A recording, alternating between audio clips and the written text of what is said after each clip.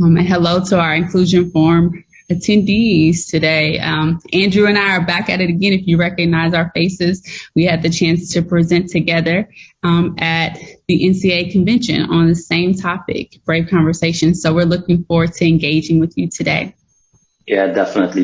And want to, move the conversation forward and unpack a little bit more about what we mean or what we refer to as Brave Conversations. I know a number of folks reach out to me and to us about this. And so we're hoping to have a really good conversation today. A couple of things that, we're going to do. One is kind of unpack what a Brave Conversation is. We want to spend some time talking about that. Is a Brave Conversation just one thing, or can it be multiple things? We'll talk about that. The importance of Brave Conversations definitely is important. We want to touch on some of the things that we should think about around its importance. And then we want to unpack a little bit of a template. And I think that will flow a little bit from the definition, but a template we think is important. Next, we'll talk implementation, right? It's always, I think, critical to move what I would call theory or the abstract into the practical.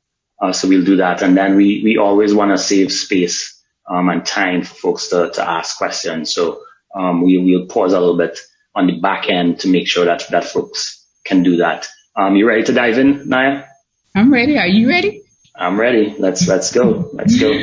All right. Well, one thing that's important to know, as we mentioned earlier, that this is a continuation of the conversation that we had during convention about Brave Conversations, but you did not have to listen. You didn't have to necessarily hear that information beforehand to really be able to engage with us today. It's also important to know that when we're talking about Brave Conversations today, we're focusing on a racial justice lens. And Andrew and I both identify as Black. And so while we may be sharing experiences from we will be sharing experiences from our own lens as Black individuals, it's important to know that today's conversation can be applied to, it should be applied to other aspects of race and ethnicity, as well as other aspects of diversity and inclusion. And so hopefully you'll be able to utilize the information and the tools that we share to move beyond not just having these brave conversations from a racial justice lens, but in other aspects of diversity and inclusion as well. So let's get started. Yeah, I really like that. I'll just kind of underscore as well, Naya, just the intersectionality piece, and you talked about that around identities so that, I think it's useful for folks to consider, while they might be having a conversation on one aspect of their identity, how it might apply to other aspects as well. So let's kick it off with, what is a brave conversation? And I know, we've had some dialogue, some discussion about this. So, I think a lot of folks think of a brave conversation as one thing. And there's an idea of what a brave conversation looks like. And so to start off this presentation, and even as Naya and I prepared this, we engaged in a lot of dialogue and conversation around, well, what exactly are we talking about? We know that when we did the convention, we really honed in on one particular type of conversation and really shared some tools around how that conversation could be realized. But we did feel as though, we had this space as a part of this presentation to take a step back and talk and think a little bit about what a brave conversation or what other types of brave conversations might exist. So, Naya, I don't know if you had thoughts specifically on this that you wanted to cover, but I know we did talk about it being formal or informal and some other kind of dichotomies as well. Yeah, I think that you'll see that, again, as Andrew mentioned, it's not one way to have a brave conversation. And I think not only at convention, but in a lot of the work that we've seen within athletics, it's definitely been kind of one way to think about it. And we want to be able to share multiple ways to think about a brave conversation. And I think that the definition that we're going to share soon will help even further hone that point. Yeah, so, as we kind of think about, some of the things that we had on the slide as we unpack this, is a brave conversation about speaking up against someone or something that directly impacts you? Is it about being an ally to folks of color? Is it, about sharing one's perspective or one's story? Or is it, being brave and sharing a position knowing it will be critiqued? What we've kind of found is that, bravery can certainly look different to different people, right? Perspective taking, we've advocated as a skill that many in life in general, but more specifically in the inclusion space, DE&I space, need to consider as a skill to take on board and develop. And certainly, we recognize as we prepared for this that we had to take account of that as we had this conversation, right? As folks think about brave conversations, what is brave looks different to different individuals. As folks go in to these conversations, they're going into them requiring different things. And so, it's useful and important for those who are putting on brave conversations, hosting them, engaging in them, organizing them, to consider some of that, right?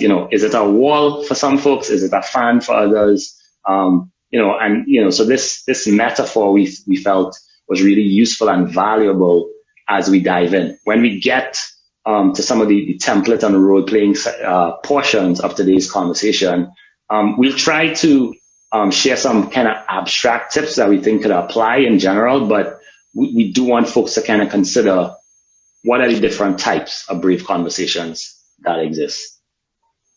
So I know there were two that we wanted to two kind of ways that we wanted to look at it, Naya. Mm-hmm. So you want to jump in on this one? Yeah, so when thinking about brave conversations in action, we broke it down into two ways of thinking about a brave conversation. So what does brave conversation look like for those with less power? That means real or perceived less power. And so that could be based off of one's racial and ethnic identity, based off of one's socioeconomic status or religion, or based off of, where you fall at within your workplace or even on your team, right? And so for those individuals who may not have as much power as others, it's taking bravery to share your story. And I think that sometimes we may forget that, hey, it took someone bravery to be open and authentic and share, their experiences or how they feel about a situation. And so, again, for those who may be in situations where you have less power, is bravery to share your story, but also is bravery to give grace to someone who doesn't know or understand, right? And so by sharing your story, you're recognizing, hey, I'm also going to help support, individuals who don't know or understand as well. And so thinking about it from that lens, again, from those who have less power, real or perceived. And as Andrew, stated earlier, when we first started the intersectionality piece, right, in some situations, you might be an individual with less power. And in some situations, you may be an individual with more power. And so recognizing that. Yeah, I think that's a really, really important point, Naya. And I think, one of the things that's important as well is that, we talk about the fatigue that comes with racism, right? So, as people share their stories, they want to be in a space where people are understanding and people are empathetic. But I think recognizing sometimes that not all spaces are that is something to kind of take on board as we enter some of these conversations as well. Yeah. And the other piece about for a brave conversation with those who have power, again, either real or perceived, is first recognizing the power that you bring into the situation, the dynamic, right? And also, how are you, being an ally to people of color, Black people, Indigenous people, and thinking about how are you sharing your insecurities in an empathetic way, right? And where you're not necessarily putting blame or shift on other people. And then appreciating the difficulty that conversations may impact those who have been marginalized. So going into it, thinking about those things, if you are the individual within that particular brave conversation, formal or informal, it's important to think about these different dynamics as you enter and continue to engage in brave conversations. Yeah, absolutely. And I think one of the things that we also discussed that I want to highlight here is that, I don't want folks to think about just one side of it, those without power and the other side, those with power, but to think about it in combination, right? Because ideally, brave conversations are happening with different stakeholders in the same conversation, right? So I am going into the conversation, if I have less power, being brave and sharing my story, giving some grace where folks may not understand what I'm sharing, but simultaneously the expectation is that those who do have power, who are part of the same conversation, are individuals who are entering this conversation, recognizing their power, willing to share the insecurities that they have, those who are appreciating the difficulties that those with less power are having as they share them. So, brave conversations are happening with these various stakeholders in tandem. And I think that's something that we do want to highlight as we kind of move to a definition that we felt really kind of captured the essence of what we wanted to kind of share here today. Yep. So bravery is on, each part of the individuals or groups that are sharing. Each person has some level of bravery when they're entering the conversation. This definition by Brene Brown really hits at, again, how we're going to be talking about brave conversations and throughout this presentation. And so what Brene says is a discussion, conversation, or a meeting defined by a commitment to lean into vulnerability, to stay curious and generous, to stick with the messy middle of problem identification and solving, to take a break and circle back when necessary, to be fearless in owning our parts, and as psychologist Harriet Lerner teaches, to listen with the same passion with which we want to be heard. And so again, this definition will guide us throughout the session, and it's important to think, particularly in the beginning, how it's talking about a brave conversation is a discussion. It is it could be a meeting. It could be, a conversation. It could be formal or informal. And this definition really hits at that. And so how you may have initially thought about a brave conversation before our time today, we want you to think about probably even the brave conversations that you may have had today or this week, because those are things that are not always kind of a formalized program. Yeah, when we talk about the implementation or how we engage in brave conversations, I think, we could certainly think about the various ways we can apply this. But again, just based on the feedback and the discussions and the conversations, the questions that we had coming out of the first discussion, I also think as well, just based on the work that we have been doing as we engage with respective colleges and universities, we recognize that there is a need for a variety of types of brave conversation. They're going to serve different needs. They're going to serve different stakeholders. And it was useful, we felt, to kind of think about them as a whole. So, this definition really stuck out to us. We want to kind of touch on some aspects of the definition that we feel really, really kind of jump out and we can hone into as we kind of look to, the aspects of a brave conversation. Yeah, and so as you're sharing the rules of engagement, one other thing that I want to highlight is that sometimes when having brave conversations in a more one-on-one base or smaller group setting, that can definitely help as you then to have these brave conversations with more individuals. So the first three rules of engagement that I'll speak about is like leaning into vulnerability. So in how you're showing up and how you're sharing and even how you're listening, which goes back to staying curious and open-minded. Are you entering these brave conversations and already knowing how you're going to think, or are you perceiving how the other person's going to think or respond to you? Or are you really being curious and open-minded to what they may have to say? And then the sticking with problem identification, solving, sticking with the middle piece of it, and focusing on that versus all the time, focusing on how we feel about something versus, okay, what are we trying to solve? And maybe it's not necessarily coming away with this particular one answer, but maybe it's more about understanding and growth pieces too. So these are some of the rules of engagement. Andrew, you want to share the other ones? Yeah, this one, number 4, kind of really jumps out to me. And I think it really kind of hones in on the fact that a brave conversation is an emotional exercise, right? And I know we will speak to the emotionality of this a little bit later on as well.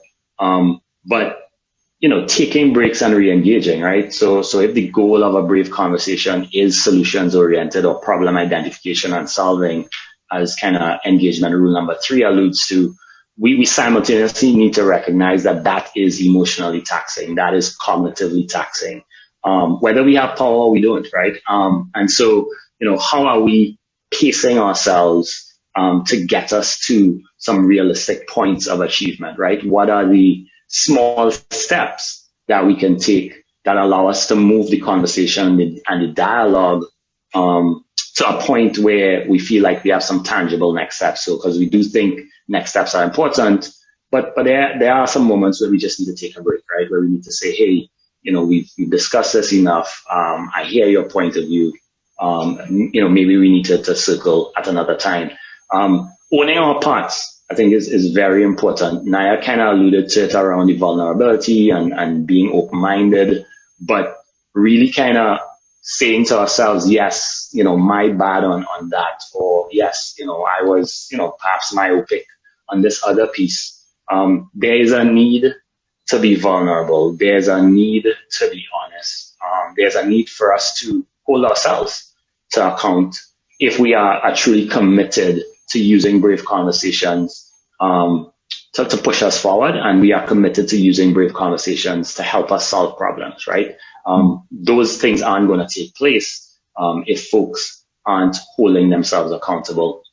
And then I think this final one really kind of jumps out to me, because oftentimes, as I chat with folks and various organizations around brave conversations, I think there's a desire for folks to say something, right? Brave conversations are seen to be a space where, I have a platform where I can share my story, for instance. But I think we have to understand in going into them that is a part of it, that is a piece of it. And this definition really speaks to listening in those conversations with the same type of passion, same type of intensity as we'd want to be heard, right? So that's hard. Yeah, very, very hard. Very, very difficult, very challenging. And again, I think it speaks to us as human beings, right? Because this is messy work, and then what we are dealing with is our emotions as we go through this. So, having kind of laid this out, we want to talk a little bit next about the importance of brave conversations. I know Naya will get into some of this to start, but we felt like, let's start with a definition. Let's set this up. And then we kind of talk about, what a conversation could look like. So let's transition to the importance of brave conversations. And so I think some of the challenges that we recognize of having this is lack of emotional intelligence, right? Sometimes we have high emotions, or our inability to control our emotions and how we enter and continue to engage in these brave conversations. And also it could be the inability to demonstrate empathy to others who are a part of the conversation. It could, I've been a part of conversations where even myself, where because I'm so connected to the topic, for whatever reason it may be, then, I'm very passionate. And sometimes that can come across in a way where it's like I'm not necessarily, my passion is sometimes impacting my ability to demonstrate empathy, to be able to listen, right, with that same passion as you just talked about. Another challenge is ineffective communication, right? So we've all been in spaces where there's a few people who may talk too much, right, who are dominating the brave conversation, or really having an unclear message about, okay, so what are we talking about, and why are we talking about this, and what's our why, right? When we don't understand our why, when we're engaging these conversations, it becomes a challenge.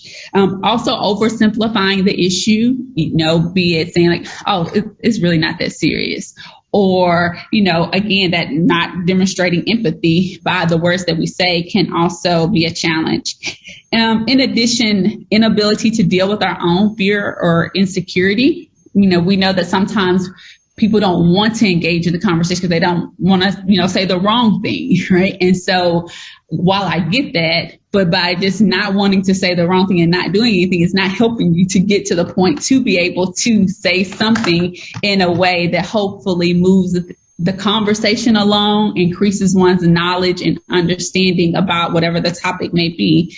And the other challenge that I'll share is like not clarifying like the next steps. So we've had this conversation, but we don't know where it went. And especially if the conversation doesn't necessarily end, in the best way. And then it's like, okay, awkwardness. And it's particularly awkward when it's like two people having that. So those are some of the challenges. What about the relevance for you? Yeah, I think, the relevance of the conversation is important too, right? Because, if we're thinking about, having brave conversations, I think the goal of the conversation is important. Why are we having them? To some extent, when are we having them? I think is important. I know, we were a part at Rise of a number of conversations coming off the murder of George Floyd. A number of organizations, institutions asked us to help them unpack some of what people were feeling and the varying perspectives that existed within those organizations, right? So, how you have that conversation, I think, is important, and the goals of those conversations might look slightly different than if you're doing a brief conversation around some other issue or some other challenge, etc. So I think, understanding and recognizing, the context and the moment, understanding and recognizing your why, around conversations. I think those things are important. We talked about them having next steps. And so relevance of them, I think, is super important. You want to say anything about participants, Naya? Yeah, I think that it's important to think about who is engaging in those brave conversations, the power, the privileges into play, the identities of individuals. And sometimes it's important to think about, like, we may be, for example, you and I could be having a conversation, let's just say about, I'm trying to think of something off the top of my head, about religion, for example. And you may not know, my connection to religious. And so I also think about when participants, like, unfortunately, we don't know everything about each person, right? And right. So we need to be mindful. And even if it's not necessarily something about directly connected to that person, but why a person is passionate or engaging or talking about, or taking a particular stance, on the brave conversation. So just recognizing that those individuals that you're having brave conversations with, they're entering that conversation and they're probably more than likely thinking about the multiple identities that make up who they are, or that they're connected to, or that they're allies for as well, right? And so don't even make assumptions about how people are going to share or what they're going to share. Yeah, and I really like that. And one of the things that I'll add on, and it's one of the ways that we think about power and privilege at Rise, that I think is super useful, and folks have shared is helpful, is for us, power and privilege are two sides of the same coin, right? So if you have privilege in a particular space, what that means is that you have the ability and the power to do something in that space that others do not have, right? So how are you leveraging that power and that ability, that privilege within those brave conversations, right? We alluded to some of these things before, right? If you enter a brave conversation, how are you kind of considering the effort and how taxing it might be for others to share their story? I think all of that is important. The final piece that we wanted to think about as we think about the importance of brave conversations is structure. And we alluded to this earlier, but I do think it's important for us to recognize, and we've said this, that brave conversations can look very, very different, right? So I think a lot of folks, as we talk about brave conversations, think about that formal setting, right? You have 30 or 40 folks. You probably have somebody who's a facilitator or a moderator at the front of the room, and they are kind of engaging and structuring that dialogue. We are not saying that some structure is not necessary for brave conversations, but what we are suggesting is that brave conversations can be had a little bit more informally, right? It might be a conversation between two individuals, between three individuals, a group of friends, right? What we want to do is move brave conversations to a point where they are commonplace, where they are like breathing, right? We don't think when we breathe, right? We just breathe. We inhale and we exhale. Well, we want to think when we have these brave conversations. We do. But what I'm suggesting, though, is that we want them to be automatic, right? So that we can enter into those conversations without necessarily having to structure them as we move forward. So want to kind of shift gears a little bit and think and talk a little bit about a template.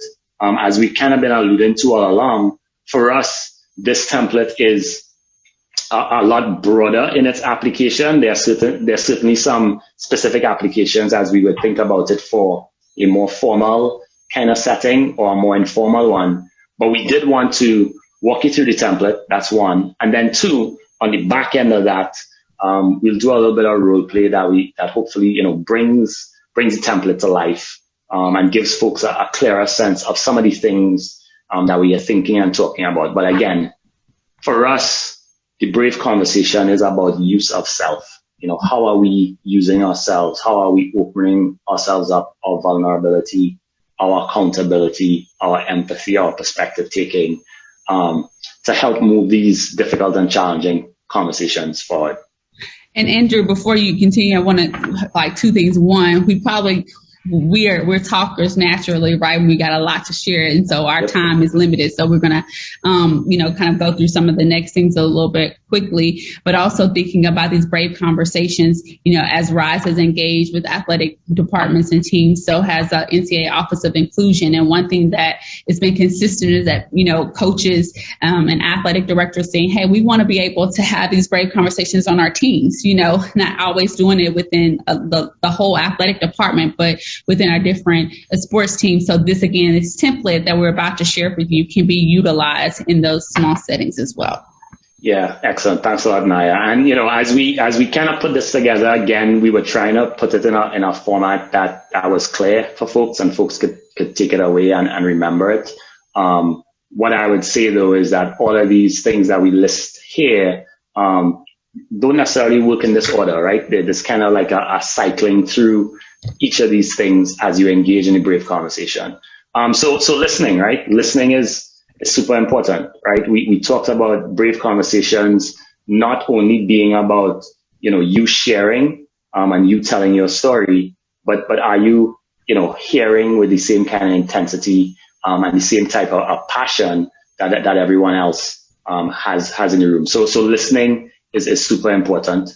Asking questions is important. So you're not only telling, but you are seeking clarification. You are making sure that folks are conveying their story and their message in the way that they need to and they would like to. Starting big, we think is important, right? Sometimes folks kind of drill down on the details, but we do see the need and the value to talk about the big issues, the big ideas. There's something called big talk. I don't know how many folks have heard about it, but it's supposed to be like the opposite of small talk. Rather than focusing on the small talk before we get to some of the big issues, can brave conversations be truly brave? Can we just jump out of the airplane and say, hey, this is the issue that we're facing. Why aren't we more anti-racist on this campus, for instance? And let's just start that big dialogue. Empathy and empathy is, just super important as a part of these conversations. And then the final one is obviously reflection, right? We talked about, disconnecting at some points, re-engaging at some points. So it's important for us to kind of engage in reflection before we come back. And you would kind of see that this spells out the acronym LASER. For us, brave conversations are those things that are, get straight to the heart, get straight to the point of the matter, but truly allows folks to engage in that space. So, but what we want to move on to is our role play. And again, we feel like this kind of brings some of what we talk about to life, and you can kind of see what it looks like. Obviously, because it's just Naya and I, this will be more of an informal brave conversation. You can award us an Oscar after, if we do our jobs, right. But we do want you to kind of think about a couple of things as we do the role play. So one is, what aspects of Brené Brown's definition you feel are at play here? What are the themes that you feel like emerged during our discussion? Again, the whole idea that brave conversations involve self and involve emotion. So what do you feel are some of the emotions involved as we engage in this brave conversation? We have a question that we kind of talked about. So we want to talk about, heritage months and whether they're beneficial or harmful to the DE&I movement overall. So I'll stop sharing my screen now, so folks can maybe see us better. So now I've been really frustrated, right? I work for this organization. We just went through Black History Month. We went through a PI month. Now we enter an LGBTQ month. I feel like we just kind of move from one thing to the next thing, and we don't really zero in on the real issues that we need to address as it relates to DEI. Why are we doing these heritage months? It's aggravating. Well, Andrew, I mean, Heritage Months are not necessarily to drill down into issues. I think Heritage Months is our opportunity to celebrate the various cultures' identity and to educate individuals on the impact that those from those particular backgrounds bring into the world and in particular into our workplace. And so I think it's very important to have Heritage Months be a part of celebration and education within organizations. Yeah, but nobody addresses them. People get all excited, they want to send out tweets and social media and flyers. And then what? We've forgotten about API now. We've forgotten about Black people. Now we're on to LGBTQ, right? It feels like a flavor of the month to me. Well, it's not that you forget about them because the months are really just highlighting. And one, like it's Pride Month, right? And we know that there are Black people who are part of the LGBT community as well as individuals who are part of the APPI community. So one, there's an opportunity to think about the intersectionality of individuals and what they bring. Again, Heritage Months are just one tool. And I think that they're needed to be able to again, celebrate, educate others. And by not having it, I think it's doing a disservice because people don't naturally think about these Heritage Months. And also, like, I'm glad to get like a shout out, about my culture in the month of February and wearing my, colors and stuff. But I'm gonna also wear it throughout the year too. But so why February, right? So if you had to give Black people a month, why the shortest month of the year? You know what I mean? Like, if we had to give a month, why not one with 31 days? Well, yeah, we need to talk to some people way back in, and I mean, you got to talk to Carter G. Woodson. We can't even talk to him about that. So again, it's not just about celebrating and thinking about Black people in February, but it's about highlighting and then being intentional throughout the year to make sure that we're including voices and perspectives of those, not just Black people, but from all backgrounds in the things that we do.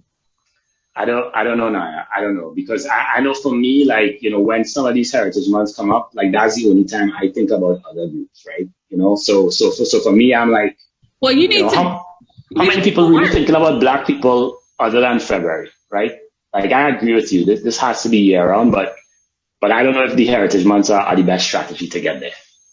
Well, it's one strategy. It's not the only strategy, right? And so if you're not thinking about people outside of their months, then you need to take a step back and look at and evaluate your own biases. And our organizations need to do that as well, because then there'll be performative action. That's what we're not going for, but it's one of many things. But how are we getting them to be accountable? How are we getting them to really zero in so that in May we are talking about programming that moves the conversation around Black people forward, right? I feel like, a lot of people have forgotten about George Floyd, right? Like, why is just like this so cyclical, so, like newsreel, like I feel like the Heritage Months do that. I think organizations should say, hey, here's what we do in year round, and we get in all groups, that need to be recognized, all people that need to be recognized. Again, that sounds great. I think that we should do those things. And you can still highlight and celebrate and educate during these cultural months. It's a part of it needs to be an overall plan. It doesn't need to be like, okay, now it's their turn. Now it's this other person's time. But again, I think that for some people, like that may be one of the times where they feel seen. It doesn't make it right. But as an organization and as people, we've just got to do better about infusing it. And Heritage Month utilizing Heritage Month to celebrate is one way to do that. One way. I hear that, but I feel like here's what I feel. I feel like we should. Why you keep saying "but" to everything I'm saying? Because I'm frustrated by this. I'm frustrated. I do feel like we aren't heard beyond that as a race. I do feel like everything just happens in February around this, and our organizations get super excited, and then that's it. So yeah, I'm kind of struggling about what's next. I like everything that you're sharing, but I just don't know.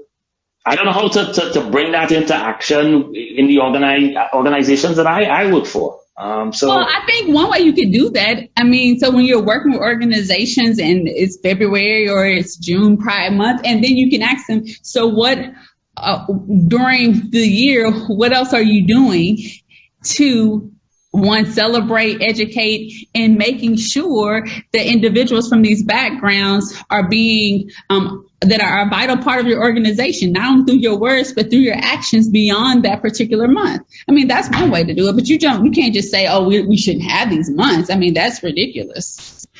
I don't know, that's ridiculous. I don't know about that at all. I feel like this might be, a little bit akin to tokenism, but I hear what you're saying. I feel like we should think about this, maybe think about it for, a week or so, and maybe come back together. Well, I've already thought about it. You can, I'll come back in a week to hear your thoughts. If hopefully you've shifted some, but if not, we can go from there. But we can talk about it in a week if that works for you. Cool. All right. Go ahead. And scene. The first person who popped in the chat said empathy and being generous and curious. You guys had a strong start, but Andrew was not listening with passion. Someone said that this was very stressful. Someone explicitly said, Andrew, I don't see you leaning into anything. You seemed frustrated, but then you both started to discuss next steps. But Andrew, it seemed like you were sticking to your talking points and not being very open to Naya's reasoning. And why does Naya feel the need to defend celebrating Heritage Months? There's no curiosity to see things from another perspective. We had a little bit of back and forth because someone said, Naya, you need to unpack what Andrew's saying. And someone said, Andrew, you need to unpack what Naya's saying. And someone noted, sometimes you can't find agreement with the first conversation. Good point. Andrew, Abigail, that's some good information that people have shared. So let's unpack a little bit of what you just shared with us. So Andrew, what do you think about the fact that you were not leaning in? Yeah, no, I think, definitely spot on in terms of what the people, the audience has shared. And I think, one of the things that we wanted to highlight in that role play is that is sometimes how these conversations go, right? So, as we think about next steps and implementation, one of the things to think about is, are there ground rules that might be helpful in some of these conversations, right? You may not need a moderator or facilitator per se, but are there some ground rules that even the two parties who are part of the conversation can agree to hold themselves accountable, right? We talked about accountability being a core part and a central piece of doing this work. What about you, Naya? Any kind of thoughts to the audience comments or just kind of your feelings overall as we engage in that? Yeah. So we've practiced this several times and I still feel really passionate like the first time we were coming up with it. And I think it's because, right, I'm really connected. One is something real, like a real situation that I know that I've had conversations with others with. But I also felt like even when you were talking, just moments ago, it was like you were trying to erase my identity by saying we should not have these cultural months, right? And you probably didn't know that, or that wasn't necessarily your intention, but it really shows or highlights how we come in based off of our own experiences and own perspectives, to why this person is thinking this way. And so then for me, it was just more about let me defend what I believe. And I listened to you a little bit, but it was really I literally was just focused on, I need to convince him of this versus I need to understand him, and here and it doesn't mean that we'll agree, but I recognize even in that moment that I wasn't fully trying to understand you. And so I think overall, and there's an audience member too kind of got this. We do feel and want to encourage perspective taking, right? That should be the goal of these conversations, and certainly the goal perhaps of the shell conversation, right? How are you getting to clearly understand where the other person is standing or sitting or coming from? Again, there does not necessarily need to be agreement. We certainly want to work towards some sort of agreement on how we can move forward collectively. But there is a goal of understanding or seeing the other person, right? And staying out of judgment for a minute. Yeah. And, before we continue with the last 10 or 15 minutes of our session. The other thing that I want to point out is like how you engage in terms of like emotion and things. I know for me, as a Black woman, I have to be very mindful of that. And so even like, one, I know you, like I'm comfortable with you, but that does not mean that I need to be mindful of how my passion may show up, But then on the other hand too, if you were to say, or some maybe some of our inclusion forum participants like Naya was too passionate, Naya was doing too much, what does that look like and why is that? And then how do we, like, where does that label come from? And I recognize, in weekly, not weekly, but in, common conversations with colleagues and friends that my body language or my passion can be misinterpreted, and so I have to be aware of that. But I also think that others have to be aware of how they're looking and receiving that as well. Yeah, I think, we're going to get to this as we kind of transition into things to consider. But one of the things that I noticed as we had this conversation is that we probably didn't share as much about why our perspectives were the way they were. Like we clearly articulated our perspectives, but you kind of alluded to the fact that some of your identity kind of feeds into where your perspective is, and likewise for me. And so I do think that there's importance in that vulnerability piece. And people sharing of themselves, like, hey, understand that this is where I sit and I stand, and here's why I stand and sit there. I'm not asking you to necessarily agree, but I am asking you to understand where and why I'm coming from this space. And I think those things are important as people kind of think about some of the next steps. And as you're putting up our presentation again, I also think back to our beginning conversation, right? Will or perceived power. So in this situation, you're coming to me to have this conversation as your colleague, and you're the head of programming potentially at your organization, and you're being vulnerable to share, like using bravery to share like your position on something. And, as a person of color, even sharing your position, because sometimes we make assumptions that, he couldn't feel like this because of his particular identities, and that's not the case, right? And then the bravery for me to then be able to share with you that I disagree, right? So both of us thinking about how we talked about earlier, how bravery kind of intersects and all parties involved have some way of illustrating, hopefully, bravery when they're engaging in the conversation. Yeah, absolutely. Absolutely. I think it's really important to recognize intersectionality. And I also think it's important to create a space where folks can have these dialogues. And that's what we're going to kind of talk to next as we think about implementation, right? There are three kind of like big take homes for us, apart from the template overall, that you kind of think about as you implement these conversations, which is what is the goal of your conversation, right? We talked about framing it a little bit, and we said that, hey, this framing can be helpful. Right? So if we think about the moment you're having a conversation, if we think about the topic around which the conversation is taking place, what is the goal? Is the goal strictly to hear the other person's views or the views of the folks in your institution?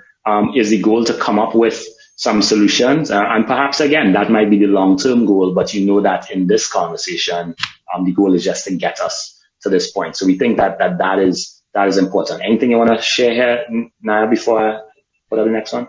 Going back to your first point of things to consider, the goal of the conversation, one of the questions in the chat was asking about what do you do when someone interrupts you, right, or speaks over you? And I think that you can refer back to the goal of the conversation and saying like, hey, or the rules of agreement. Right now, the rules of agreement are not being held. And while like in a conversation with 2 or 3 people, you may be like, okay, here are the rules of agreement for this conversation we're about to have. But I also think that, sometimes when someone like interrupts me in things, I just stop and I just pause and I wait and say, okay, are you finished? Can I now share? So that's what works for me. I don't know what works for you. And I don't always do that because sometimes I'm right in the heat of it that I don't think about doing it. Yeah, I think definitely referring folks back to the goal, is important. So I like to ask a lot of questions. So I would say, hey, you interrupted me right now. Like, I thought we kind of said the goal was X. If you interrupt me, we won't get there. But I think point 3 that's up on the screen is also important, right? Like, what are the ground rules that foster vulnerability? And so certainly if you are cutting someone off and interrupting them, that does not create that space. I think, folks can do this more explicitly or, as implicitly as they would like. And certainly it takes practice, which we'll speak to in a little bit, but definitely having some ground rules that get people to that space where they are sharing about themselves and are sharing about the why behind their perspective. Because as you and I both discussed, Naya, a lot of times people have similar goals, right? In that conversation we just had, we had a similar goal. We wanted, all peoples to be recognized and honored and respected. We were just kind of going about it in different ways, right? And unless we create that space and share some of that and allow each other space to share that ourselves, like that goal isn't gonna come out. Yeah. And, the other thing I think about is structure. Sometimes I know we're still in COVID world, but is it best to have conversations virtually, or thinking about the time of the conversation, or even thinking about if I'm already tired or frustrated or irritable, should I be trying to have a brave conversation? And even if you may not know that, I know that. And so I can, say, hey, I would love to have this conversation. Is it possible for us to reschedule it at another time or to have it in person? I think that those are, again, important things to consider. Yeah, that's you kind of talking about, disengaging and re-engaging on another point. Yeah, definitely, I think important. I know we also kind of shared, because I know we do want to get to a couple of questions that folks do have, but, I know we shared some best practices that folks can kind of think about. I don't know if you want to touch on these, Naya, or you want me to kind of... some of the best practices that, to help us, because there's no endpoint, right? To say I'm a pro now in brave conversations, because I may be a pro in this particular type of brave conversation, but I may not be, do as well within other topics or with other individuals. And again, we all can learn and grow. So one is reading books. And so, you talked about Brene Brown's Dare to Lead or Uncomfortable Conversations with a Black Man. I think those are great books. Videos, I'm really into TED Talks. And I think that, individuals could utilize TED Talks for programs or even team huddles before you're about to have a brave conversation. Agreed. We both like Melody Hobson's Color Blind or Color Brave. I think those are cool. The Danger of Silence is another good one, or The Danger of a Single Story are also great books, or great videos, that could be utilized. And I know that RISE has a list of resources as well that could be important to utilize, and the Office of Inclusion does as well. You talked about reflection a little bit. What do you mean by that in terms of brave conversations? Yeah, because, again, this is about growth, right? Hopefully we are all on a journey. I know the way that I think about DE&I now isn't the way I thought about it last year. It's not the way I thought about it 5 years ago, and it's certainly not the way I thought about it 20 years ago. I hope it's not the way I think about it 20 years from now. And so we are all evolving as we have these conversations. And so each conversation should be another step, another stop on that journey, right? I check in at this point and I gain some more knowledge. I gain some more perspective. I learn about things that I had not known about. And I take those things on board. Perhaps I sharpen some of the tools that I already have. Perhaps I say, hey, this thing that I thought was useful is no longer useful moving forward. And so that reflection piece, I think, is important. So even though you have disengaged from the conversation, what you want to have happen from an individual perspective is folks are reflecting. They are, kind of playing back those perspectives, playing back the emotions that they got as a part of that conversation, in order to move things forward. What do you think about boundaries? I know you and I had a long conversation about this. Yeah, before I answer that, I want to say we have a question that kind of goes to what you were just talking about. So how do we build greater understanding and assist people with the developing skills of ending a conversation without a solution and not interpreting this action as anger, particularly when this is the interpretation for many Black, Indigenous people of color? Yeah, I think, I'll take a stab, and then I'm sure you have your own thoughts, but for me, it is one about practice, right? And we talk about that as one of the take homes, right? So brave conversations are a skill. And so it's practicing doing just that this thing has ended. We know we are committed to pick it back up. So how do I stay out of the emotion part of it? Knowing that emotion in some ways is automatic, right? I feel as though conversation has ended. I feel as though I don't have an answer. But how do I, in some ways, sit with that discomfort, recognizing that we do have a clear plan to re-engage? And I think that other piece is important too. Is there a clear plan to re-engage? Because I think the interpretation of this, or of someone cutting the conversation off, is a little bit different if there's no clear plan. So I think having a real clear next step, even if that next step is we will stop now and continue in a week, or we will stop now and continue when our next practice gets together. I think those clear next steps are truly important as we think about this work. I don't know if you have thoughts, Naya. I do, but for time, I'm going to answer one of the next questions that we have as we have 5 more minutes in the session.